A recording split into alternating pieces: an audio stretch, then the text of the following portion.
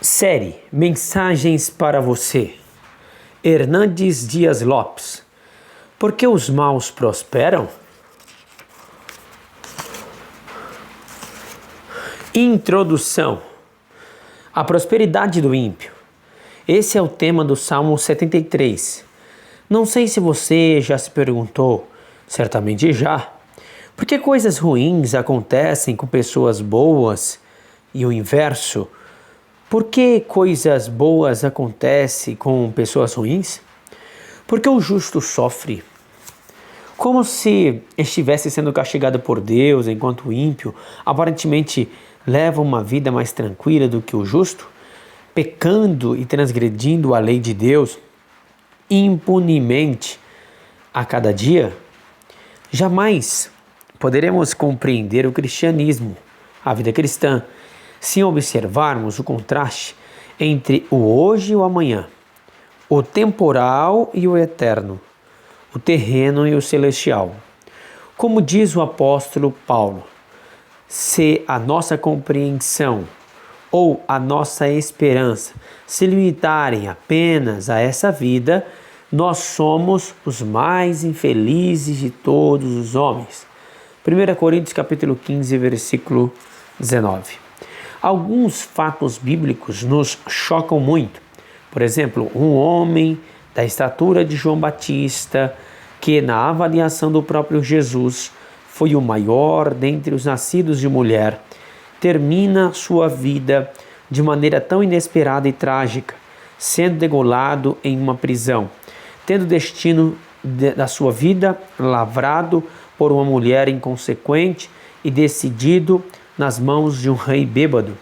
Como entender que um João Batista está numa prisão e um Herodes está no trono? Como entender que Paulo está numa masmorra e Nero governa o império? Esta é uma questão que nos aflige. Por que Deus não põe os justos no trono e os ímpios debaixo dos pés dos justos? O dilema entre a prosperidade do ímpio e a aflição do justo é uma tensão milenar. O dilema. Ninguém melhor que Jó para pontuar isso tão bem. No capítulo 21 do livro de Jó, possivelmente o primeiro livro da Bíblia a ser escrito, Jó fornece um amplo panorama desse dilema. No versículo 7, ele diz: Como é, pois, que vivem os perversos? Envelhecem e ainda se tornam mais poderosos? Seus filhos se estabelecem na sua presença e os seus descendentes ante seus olhos. As suas casas têm paz, sem temor, e a vara de Deus não os fustiga. O seu touro gera e não falha, suas novilhas têm a cria e não abortam. Deixam correr suas crianças com um rebanho, e os seus filhos saltam de alegria, cantam com tamborim, harpa e alegrem-se ao som da flauta. Passam eles os seus dias em prosperidade e em paz, descem à sepultura. E são estes os que disseram a Deus: Retira-te de nós, não desejamos conhecer os teus caminhos. Que é o Todo-Poderoso para que nos sirvamos? E que nos aproveitará que lhe façamos orações? Que quadro! As pessoas zombam de Deus, mas parece que tudo dá certo. Riqueza, fama, sucesso, roda de amigos, banquetes. Mas Jó continua no versículo 16. Vede, porém, que não provém deles a sua prosperidade. Longe de mim o conselho dos perversos. Quantas vezes sucede que se apaga a lâmpada dos perversos? Quantas vezes lhes sobrevém a destruição? Quantas vezes Deus na sua ira lhes reparte dores? Quantas vezes são como a palha diante do vento e como a pragana arrebatada pelo redemoinho? A mesma situação é apontada pelo profeta Abacuque, que entrou em crise espiritual ao contemplar o cenário de sua época e perceber que aqueles que pareciam ser piores do que o povo de Deus mais injustos do que a nação de Israel estavam prevalecendo, subjugando o povo de Deus. Essa também é a crise de Asaf, que olha para a janela da vida e começa a perceber que o ímpio prospera, continua saudável, tem muitos amigos, recebe gente que deseja orientação para a vida, mas desanda a falar contra Deus. O ímpio despreza a Deus e prospera tranquilamente. Em contraste, Asaf olha para si mesmo e é como se dissesse: Deus, toda manhã eu castigado, sou afligido. Será que está valendo a pena? Ele diz que quase os seus pés se resvalaram quando tomando de inveja, desejou trocar a posição com o ímpio. Salmo 73, 2. Mas ele consegue enxergar uma saída quando chega à casa de Deus e começa a raciocinar de uma maneira mais clara acerca do presente e do futuro. A janela da tentação. Enquanto isso não acontece, somos tentados a nos queixar da prosperidade do ímpio. Somos como observadores da vida na janela da tentação, como os pés de uma estrada escorregadia.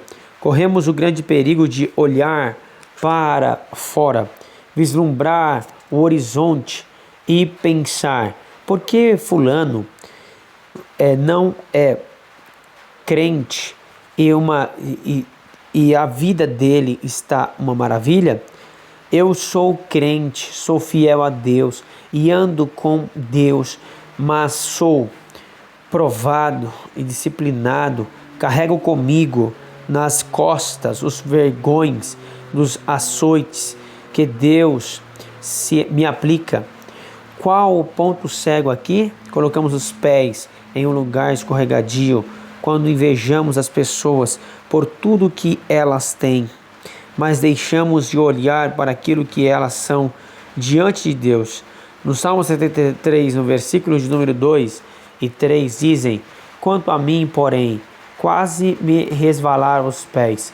Pouco faltou para que se desviassem os meus passos, pois eu invejava os arrogantes, ao ver a prosperidade dos perversos.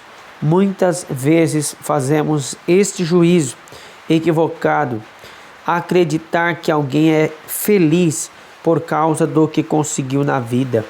Deixamos de observar este dado fundamental. Quem é essa pessoa? É diante de Deus? A felicidade não está no ter, nem apenas no ser, mas no ser na presença de Deus. O salmista começou a se sentir tomado pelo desejo de ter o que o ímpio tinha, e nisso consistiu a sua tentação. Nossa geração valoriza muito o ter, e é por seus bens que as pessoas são avaliadas.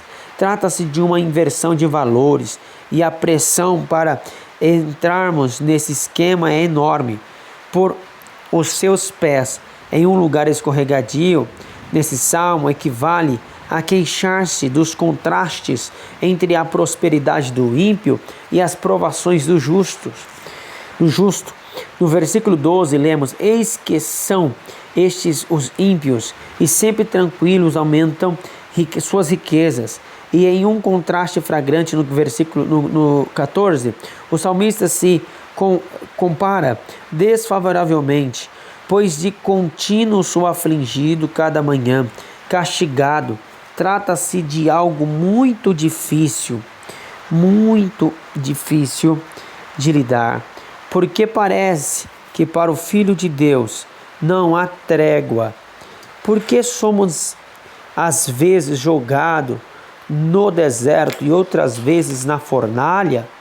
Porque não levamos uma vida sossegada, um mar de rosas, em vez de um cotidiano cheio de espetáculos? Por que não podemos construir nosso paraíso aqui mesmo? Asaf mergulha em uma angústia muito grande. Nos versículos 4 e 5, a descrição do ímpio é impressionante. Tranquilo é como se estivesse em um oásis no meio do deserto, sem canseiras nem aflições. Seu corpo é sadio e nédio, informa-nos Asaf, evocando a imagem da perfeita saúde, pele bronzeada, rosto brilhando, tudo no lugar. E a linguagem de Jó, nem seus filhos tinha problema algum, brincavam e corriam como se desfrutassem de um paraíso na terra. Então que tudo parece uma grande justiça. Quando a carnalidade dos que prosperam parece óbvia, constatada com a pureza dos que sofrem.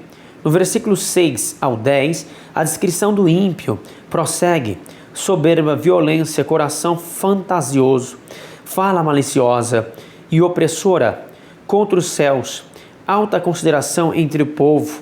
O ímpio conspira contra o próximo e contra Deus, mas continua tendo sua reputação intocada. Compare isto com a vida do justo. O versículo 13: com efeito, inutilmente conservei puro o coração e lavei as mãos na inocência.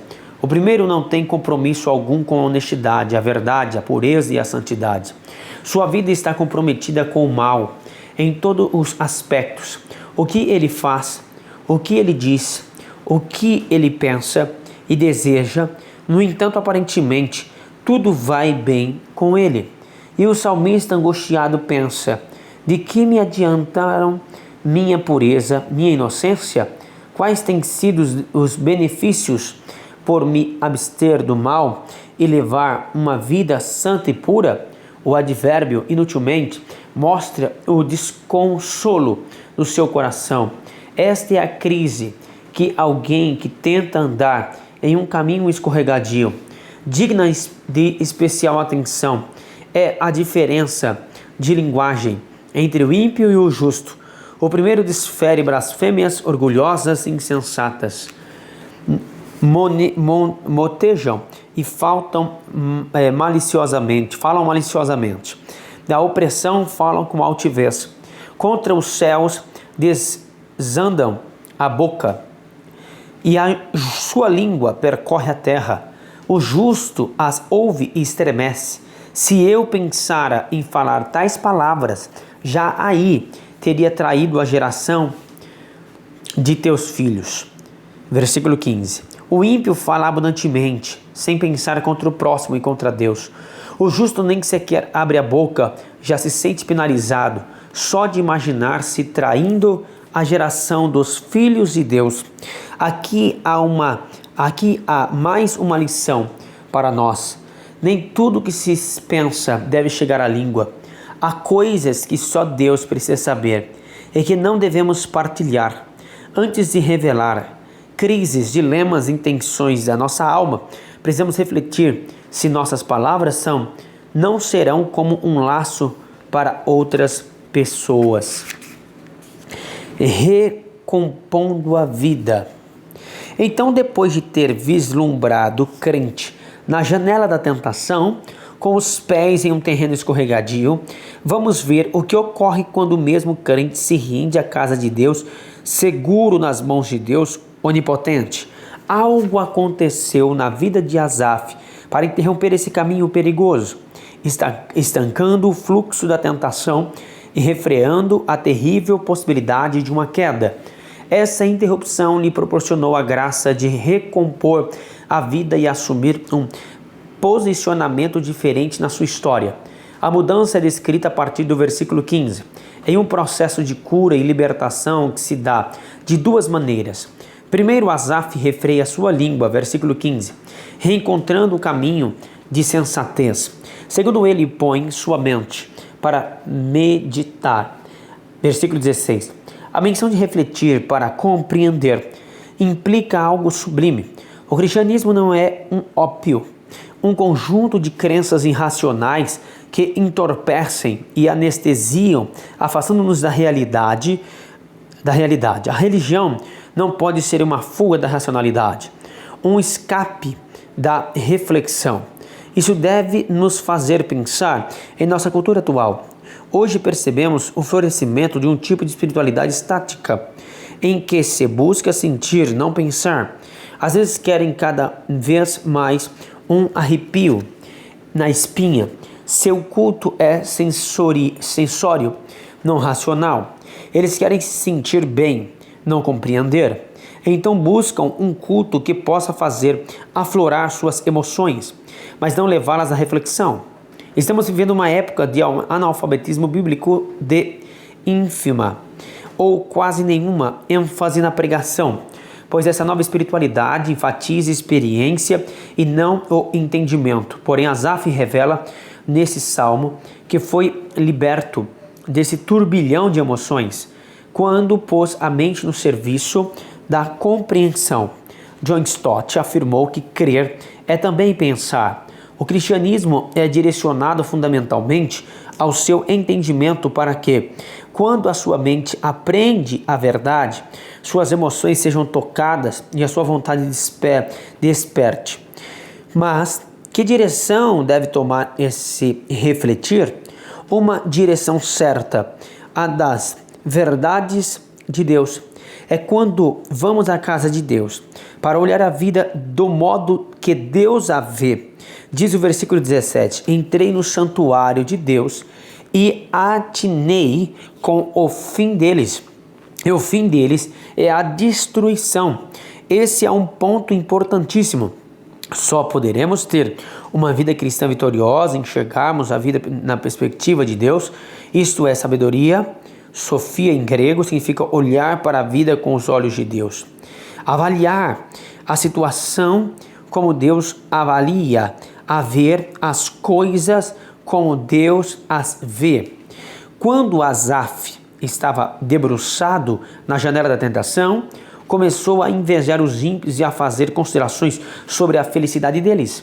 Sua avaliação foi distorcida, pois sua visão acerca do que era a vida do ímpio estava limitada. Naquela janela, ele só vislumbrava a felicidade, segurança, prosperidade e vida com V maiúsculo. Mas quando entra na casa de Deus e compreende a verdade, percebe qual será o fim do ímpio. Percebemos quanto a casa de Deus ganha importância nesse salmo. Não há cristianismo privado, isolado. Hoje muitos acreditam não precisar da igreja. Na década de 1960, houve um movimento cuja ênfase era Jesus sim, igreja não. As pessoas passaram a fazer uma oposição entre Jesus e a igreja. Como quem diz, eu posso muito bem ser crente na minha casa. Não compactuemos com isso. É claro que você pode e deve ser crente em sua casa, mas você precisa da igreja porque a igreja é o corpo de Cristo e todos aqueles que são salvos precisam fazer parte desse corpo. E é por isso que a Bíblia diz que nós somos um corpo, pois um membro só pode sobreviver se estiver ligado ao corpo. Se eu cortar meu braço, ele continua sendo meu braço, mas morre, pois não sobrevive sozinho. Nós dependemos uns dos outros. Foi na casa de Deus que Asaf compreendeu algumas verdades sobre o ímpio. Em primeiro lugar, as bênçãos que cercam o ímpio são apenas aparentes. Vamos pensar na questão da segurança. Não estamos assistindo hoje a um grande colapso da segurança pública? Se você, como eu, acompanha os noticiários políticos, vai perceber que está mais que provado que a prosperidade do ímpio não lhe dá permanente segurança. O castelo que ele constrói é uma areia, podendo desmoronar a qualquer momento, sem ter onde se firmar.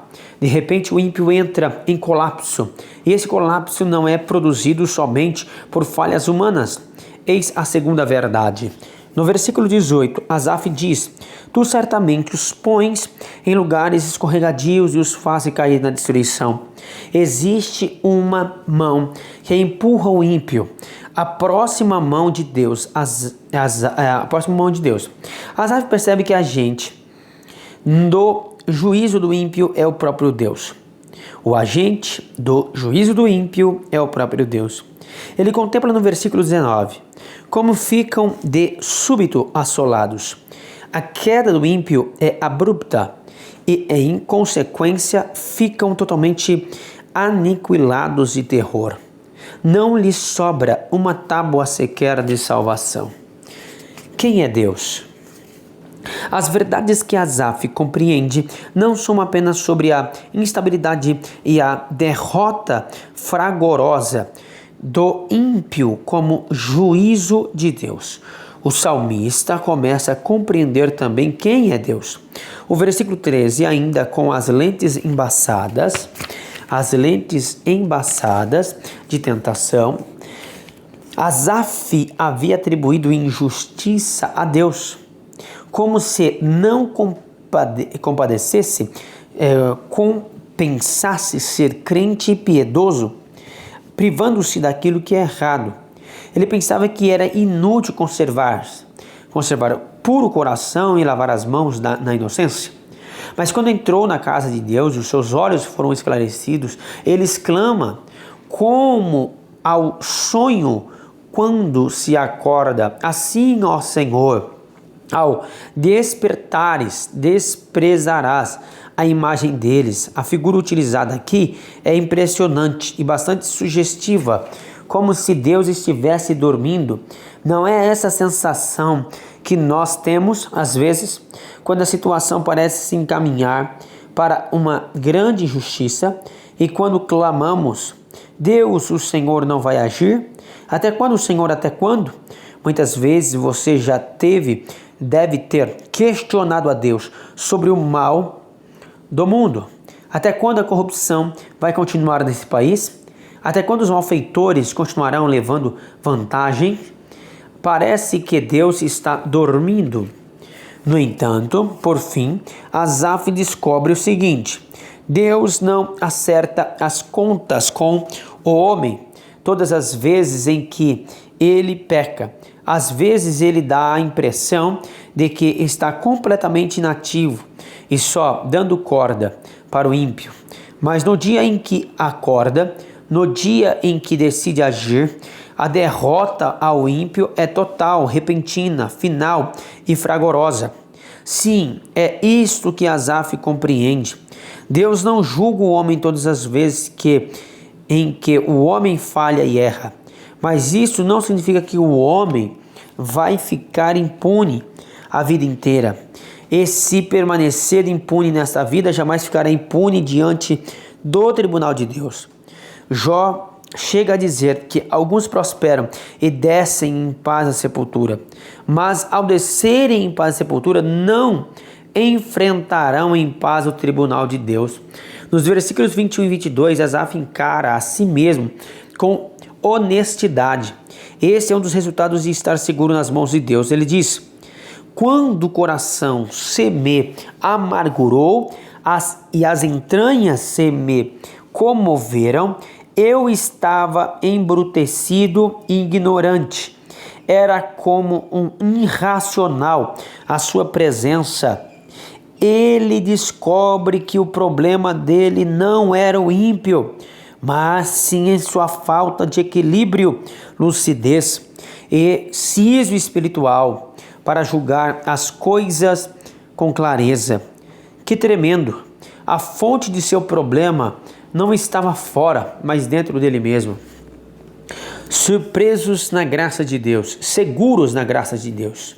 Seguros na graça de Deus. O Salmo nos ensina que estamos seguros nas mãos de Deus. Quando abrimos os olhos da fé para entender a graça de Deus na nossa vida, nos versículos 23 a 25, Asaf descobre a graça salvadora de Deus. Todavia estou sempre contigo. Tu me seguras pela minha mão direita. Tu me guias com o teu conselho e depois me recebes na glória. Quem mais tenho? Eu no céu? Não há outro em que me compraz na terra. Ainda que minha carne e o meu coração desfaleçam, Deus é a fortaleza do meu coração e a minha herança para sempre. Aqui temos uma das palavras mais ricas da Bíblia. adversativa.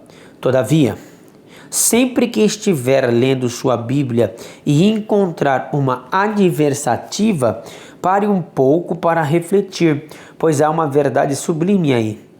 O salmista enxerga o grande contraste entre a queda do ímpio e a sua própria condição espiritual. Ele não será destruído, pois está seguro para sempre.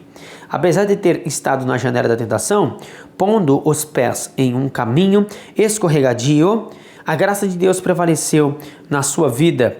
Deus agiu, levando-o à sua casa, abrindo-lhe o entendimento para discernir a verdade.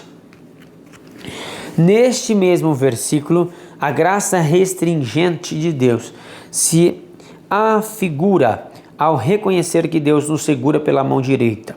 Nenhum de nós pode bater no peito e dizer: eu sou crente porque sou firme, sou forte, sou bom. Se a mão de Deus não nos segurar, é certo que vamos bater com a cara no chão. Todos nós temos a mesma estrutura. Somos pó. Somente a mão de Deus, cheia de graça, bondade e amor, a despeito de nossas crises, é que pode nos manter de pé. É Ele que nos livra das quedas. Louvado seja Deus. Como diz a Bíblia no Salmo 116, Deus livra nossa alma da morte, os nossos olhos das lágrimas e os nossos pés da queda. Versículo 8. Sua graça não só é restringente, mas também é sustentadora. Temos no versículo 24 esta declaração preciosíssima: tu me guias, tu com o teu conselho, e depois me recebes na glória. Essa é a gloriosa doutrina da perseverança dos santos, da certeza da vida eterna. Isso significa que o Deus da salvação, que o Deus que salvou você, não vai deixá-lo no meio do caminho, prostrado. Ele não é como os coiotes mexicanos que prometem o passaporte para um suposto paraíso, mas quando a pessoa fica fraca, ele a deixa morrer sozinha. Não, ele nos toma pela mão, ele nos guia com o seu conselho e depois nos recebe na glória. De força em força, cada um de nós aparecerá diante de Deus em Sião. Como dizem as Escrituras, a graça que é restringente e sustentadora também é galardoadora. Asaf percebe essa verdade e comunica nos versículos 25 e 26. Quem mais tenho eu no céu? Não há outro em quem eu compraza na terra. Ainda que minha carne e meu coração desfaleçam, Deus é a fortaleza do meu coração e a minha herança para sempre. Que grande mudança de perspectiva! Esse homem quase caiu, porque viu e invejou o dinheiro do ímpio. Agora ele pode olhar novamente e exclamar: eu que sou rico, porque Deus é a minha herança. Eu tenho Deus no céu, eu tenho Deus na terra. Deus é a minha herança. Deus é a nossa riqueza. A riqueza do ímpio é levada embora pela traça e pela ferrugem, mas a nossa riqueza nem traça, nem ferrugem, nem ladrão, nem inflação pode tomar. Deus é a nossa herança. Louvado seja o Senhor. Deus é o nosso galardão, a nossa recompensa. Conclusão. O Salmo termina com mais um contraste, dessa vez bem diferente do inicial. Nos versículos 27 e 28, os que se afastam de ti, eis que perecem. Tu destróis todos os que são infiéis para contigo. Quanto a mim, bom é estar junto a Deus. No Senhor Deus ponho o meu refúgio para proclamar todos os seus feitos. Ele abandona a janela da tentação para percorrer os caminhos da proclamação. Agora não mais cogita com o seu coração tempestuoso as crises internas, com o coração egoísta, idólatra, depois de reconhecer a graça de Deus. Tudo que Asaf quer é proclamar seus feitos. E há algo interessante a notar. Trata-se de um salmo que começa com a bondade de Deus no versículo 1, e termina com a bondade de Deus no último. Às vezes, entre a bondade de Deus no começo e a bondade de Deus no fim, nós passamos por determinadas turbulências. Começamos bem, sabemos que Deus é bom, porque nos salvou e preparou um lugar no céu para nós. Mas às vezes, entre a nossa salvação e a nossa glorificação, passamos por crises na vida. Meu desejo é que o Espírito Santo de Deus, que habita em nós, possa nos proporcionar uma compreensão cada vez mais acurada de quem nós somos, do que nós temos, da nossa gloriosa herança e da nossa sublime recompensa. Salmo 73. O problema da prosperidade dos ímpios. Salmo de Asaf. Verso 1. Certamente Deus é bom para Israel, para os que têm coração limpo. 2. Quanto a mim, meus pés quase tropeçaram. Faltou pouco para que eu escorregasse. 3. Pois eu tinha inveja dos arrogantes ao ver a prosperidade dos ímpios. 4. Eles não têm problemas, o corpo deles é forte e sadio. 5. Não passam pelas tribulações dos mortais, nem são afligidos com os demais homens. 6. Por isso a soberba é para eles como um colar no pescoço, a violência os cobre como um vestido. 7. Os olhos deles cobiçam as riquezas, do seu coração brotam fantasias. 8. Zombam e falam com malícia, com arrogância fazem ameaças. 9. Desandam a falar contra os céus, e sua língua percorre a terra. 10. Por isso o povo se volta para eles, e bebe à vontade de suas águas. 11. Eles dizem, como Deus sabe? Por acaso o Altíssimo tem conhecimento? 12. Os ímpios são assim, sempre seguros, aumentam suas riquezas. 13.